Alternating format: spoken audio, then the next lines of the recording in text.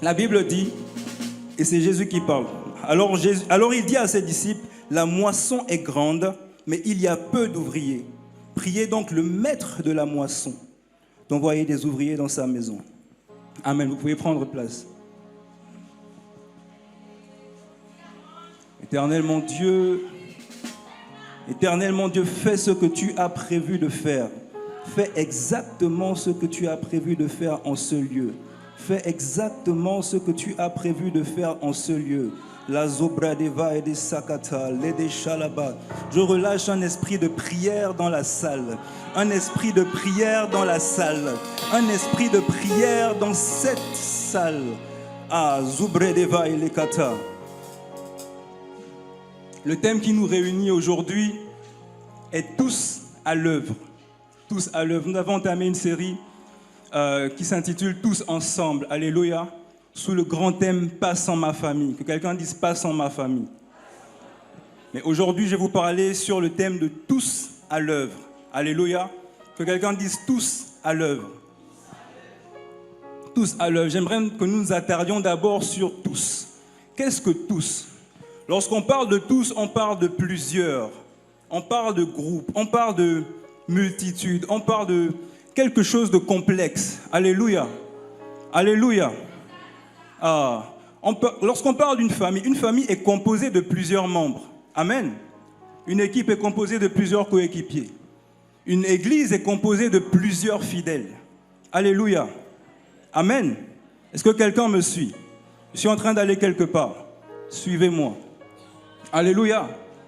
Alors le tous, j'aimerais que nous puissions réaliser que le tous est en réalité la résultante de plusieurs individualités. Amen. On ne peut pas avoir un tous s'il n'y a pas plusieurs individus. On ne peut pas avoir un tous s'il n'y a pas plusieurs spécificités. Alléluia. Je suis en train d'aller quelque part. Suivez-moi. Ça veut dire que si Dieu veut traiter avec le tous, avant de commencer à traiter avec le tous, il commence à traiter avec un individu. Amen. Avant de commencer à traiter avec un groupe, Dieu commence à traiter avec un individu. Avant de commencer à traiter avec une famille, Dieu commence à traiter avec un individu. Amen. Que quelqu'un dise c'est moi. Quelqu'un dise c'est moi. C'est moi, c'est moi, c'est moi. Voyez-vous, lorsque Dieu agit, de la même façon que je suis en train de vous parler ici, je m'adresse à une assemblée. Mais en réalité, Dieu s'adresse à Lucia. Je m'adresse à une assemblée, mais Dieu s'adresse à Angie. Je m'adresse à l'assemblée, mais Dieu s'adresse à Kessie. Je m'adresse à l'assemblée, mais Dieu s'adresse à Lorraine. Combien même nous sommes en groupe, combien même Dieu parle à tout le monde en même temps, de la même façon qu'il parle à tout le monde, il parle à chacun d'entre nous individuellement et il nous donne un message. Amen. Amen. Et ce midi, le message que Dieu donne, c'est tous à l'œuvre. Quelqu'un dise tous à l'œuvre. J'aimerais que vous puissiez réaliser que lorsque Dieu fait ce qu'il a à faire, lorsqu'il veut s'adresser à un groupe, comme je disais tout à l'heure, il a besoin de s'adresser d'abord aux individus. Ça veut dire que Dieu a son regard sur moi. Ça veut dire que Dieu me voit personnellement pour qui je suis. Je ne sais pas à qui je parle. Ce n'était pas dans mes notes, mais je vais le dire. Il y a des personnes qui sont ici et qui se sentent peut-être rejetées. Il y a des personnes qui sont ici et qui ont l'impression d'être oubliées. Mais j'aimerais dire, alors que je suis en introduction, que Dieu ne t'a pas oublié. Combien même les hommes t'ont peut-être abandonné. Combien même les hommes ne te voient peut-être pas. Dieu a posé son regard sur toi. Et la preuve qu'il a posé son regard sur toi, c'est parce que tu es là et tu es exposé à sa parole. Et alors qu'il est en train de parler à tout le monde, il te parle à toi. Amen. Alléluia. Quelqu'un dise avec moi, Ya. Dis-le bien, Ya. Alléluia. Acclame pour le Seigneur.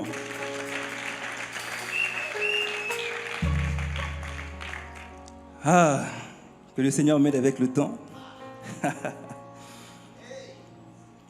J'aimerais que nous puissions réaliser que le thème d'aujourd'hui est en réalité un appel. Amen. Quelqu'un dise un appel. Il y a quelques semaines de cela, l'évêque Michel Amboroé nous a parlé au sujet de l'appel, ici même. Amen. Il a dit beaucoup de choses, mais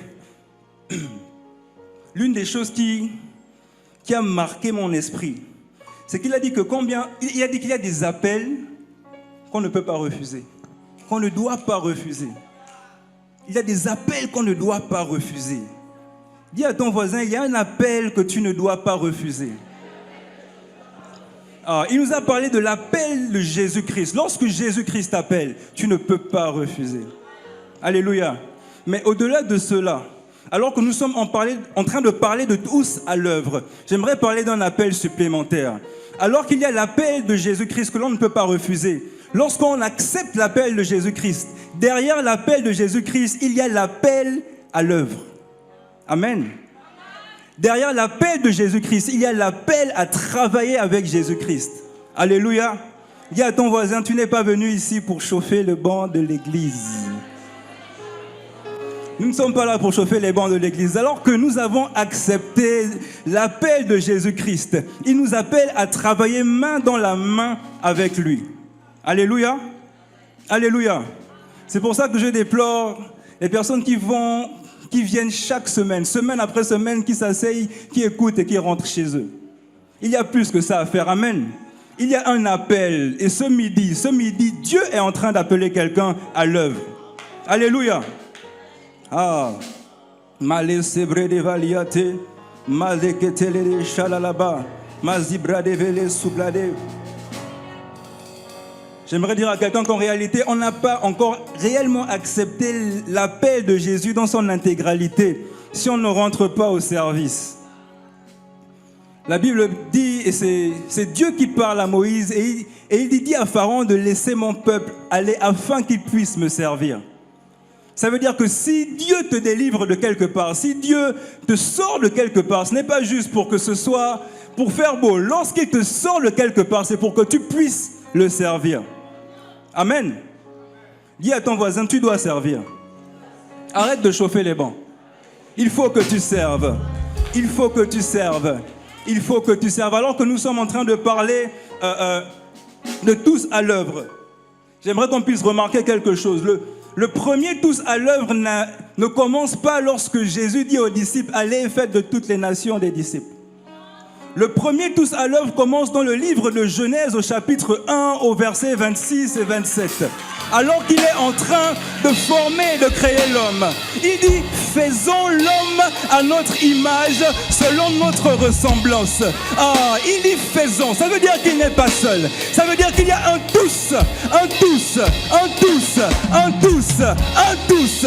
Ça veut dire qu'il y a plusieurs personnes qui se sont réunies et qui ont pris une décision. J'aimerais dire à quelqu'un, alors que Dieu t'appelle, il ne t'appelle pas à rester seul. Il t'appelle à appeler d'autres personnes autour de toi, à faire un tous et à vous mettre à l'œuvre. Alléluia. Alors que tu fais partie d'une famille, Dieu t'appelle à te réunir, à réunir les membres de ta famille, à les réunir et à vous mettre ensemble, afin de vous mettre à l'œuvre en famille. Que quelqu'un dise en famille. Tu ne dois pas servir seul. Tu dois pouvoir servir en famille. Alléluia. Alléluia. Je n'entends pas votre amen. Alléluia. Il me reste 2 minutes et je vais atterrir. Alléluia. Lorsque Jésus dit, allez, faites de toutes les nations des disciples, nous devons comprendre que lorsque Jésus parle, il ne parle pas forcément de pays. Amen. Lorsque Jésus dit, allez, faites de toutes les nations des disciples, il utilise le mot ethnos, qui en grec signifie groupe de personnes ayant quelque chose en commun. Ça veut dire que lorsque Jésus parle des nations, il parle peut-être de la jeunesse. La jeunesse est une nation. La jeunesse est une nation. L'élite est une nation. Alléluia. Ta famille est une nation que tu dois convaincre, qui doit devenir des disciples de Christ. Alléluia. Alléluia.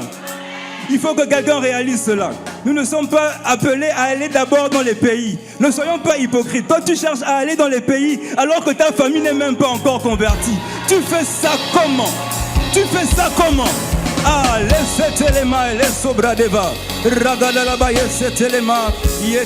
Alors que nous sommes en train d'atterrir, j'aimerais que quelqu'un puisse commencer à se lever et nous allons prier.